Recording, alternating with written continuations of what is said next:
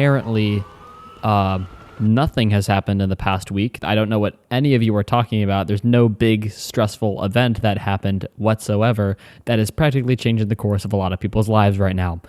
So I thought to myself, since there's nothing going on, I thought I'd keep this video pretty chill. I'm going to keep my voice a little bit not ASMR-y, but kind of deeper, something like that, a little bit more calming, just for people that need it. So yeah, that's why my voice sounds like this. Been a while since I made a SpongeBob video, but apparently a sponge tuber called Aw in his video titled SpongeTube is Trash Now showed the thumbnail of my video and said that it doesn't suck while showing my SpongeBob character analysis. And I couldn't be more happier to, first of all, not suck, and second of all, to be standing in the middle of Ellis Mark and Cartoon She. You have no clue how much I respect these two, so that made my day. Now, with my ego being boosted and a reason to make a new SpongeBob video, I wanted to dive deeper into Mr. Krabs and how over time he's lost his meaning and purpose, which in the end is pretty ironic, but we'll get back into that in a moment. Please like, comment, and subscribe so I know you want more just like this. I like to start off these videos by giving some backstory of my relationship with SpongeBob. I was a long-time watcher of the show. I'd come home from school and turn on my TV to catch the latest episode or whatever was playing. It had a big impact on me as a child and was really unique compared to other shows at that time. There was really nothing like it. With time, though, I moved away from Nickelodeon and started to watch other shows as I aged up. The thing about SpongeBob is that I left the show completely behind after the third movie because it felt like it had its spark lost. And after that, I moved on with my life and left it completely behind. I rediscovered the show earlier this year because of the newest SpongeBob movie titled Saving Bikini Bottom, a Sandy Cheeks story, and was appalled, to say the least, by what I saw. Now, this movie is no longer a big deal anymore, so I don't plan to make this video about that specifically, but about a big piece of Mr. Krabs and how over time, Mr. Krabs has become Nickelodeon itself. And I know you might wonder what I mean by this, but I have some explaining to do before we can get there, so let's go back in time. Mr. Krabs in the beginning of SpongeBob was created to be the boss character, as most shows have. The funny part about Mr. Krabs is that he was made out to be the greediest and cheapest animated character probably ever. His presence is really funny and only adds on to the character dynamics, as what's really great is that all of SpongeBob's OG cast have really unique personalities that bounce off of each other in order to propel stories and jokes to the best of their ability. He's a fun character for the story to take advantage of because there are a bunch of different ways they can utilize him for. What's funny as well is that Mr. Krabs represents a lot of bosses and their desperation for more money. It's like they mashed a bunch of different stereotypes of bosses and cranked it up to 11 to make Mr. Krabs work. I like to keep in mind who Mr. Krabs was before the modern age of SpongeBob was created though.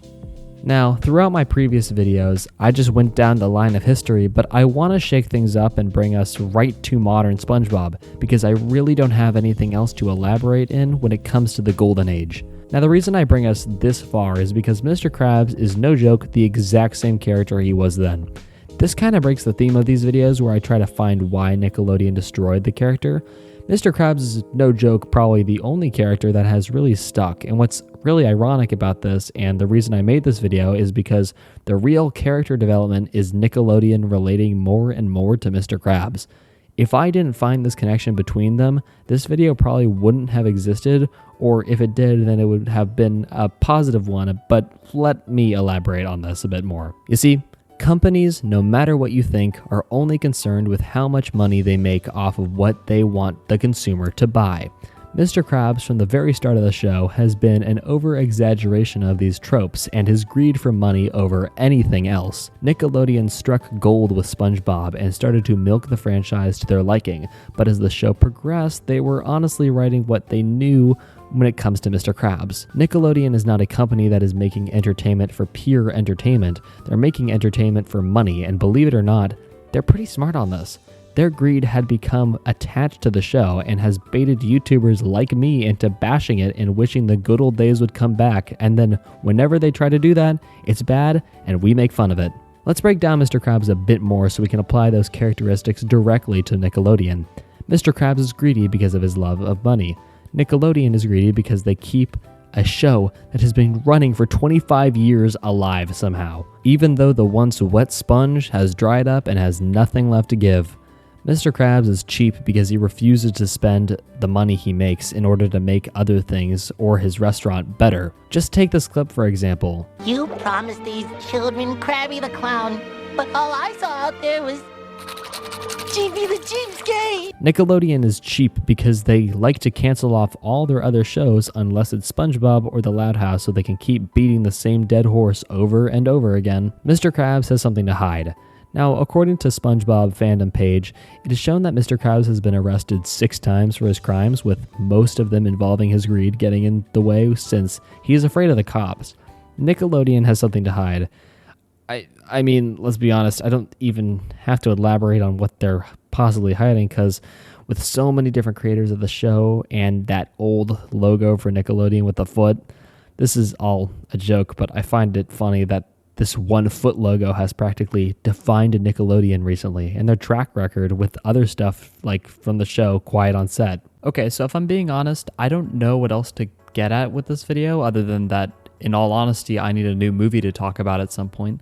I have been running empty on content recently, so I am hoping that Moana 2, Flow, and possibly Wicked will fix things. I will say that for anyone who has made it this far and hasn't clicked off the video because 8 minutes is too long for some people, thank you. Alright, Mr. Krabs is still the topic of this video, so Mr. Krabs is now just a representation of Nickelodeon, and it's ironic because Nickelodeon became so cheap and greedy as soon as SpongeBob became as popular as it is. I like to think that maybe Nickelodeon had a meeting where they were analyzing their success at some cult ceremony where they praised Mr. Krabs or anything, and then they all in agreement committed themselves to Krabism, which has an actual Instagram page. I'm not kidding. And from the second movie on, they just decided that whenever they were faced with a problem, they would ask themselves, what would Eugene H. Krabs do if he was here right now? He'd milk a show and follow through. That's what Eugene H. Krabs would do.